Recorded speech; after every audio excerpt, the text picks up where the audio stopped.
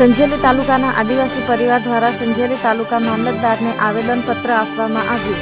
પ્રાપ્ત માહિતી અનુસાર તારીખ 1 ઓગસ્ટ 2020ના રોજ સુપ્રીમ કોર્ટ દ્વારા ચુકાદો આવ્યો હતો, જેમાં આદિવાસી સમાજના અને દલિત સમાજના જુદા જુદા પેટા જાતિનું વર્ગીકરણ અને ક્રિમિલિયર દાખલા કરવાનો ચુકાદો અમે સખત વિરોધ કર્યો છે।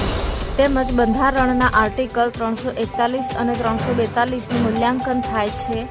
જો આ સત્તા રાજ્ય સરકારને આપવામાં આવશે તો ચોક્કસ જાતિઓ પ્રત્યે સરકારનો એમના તરફ ખેંચવાનો નિર્ણય લેશે।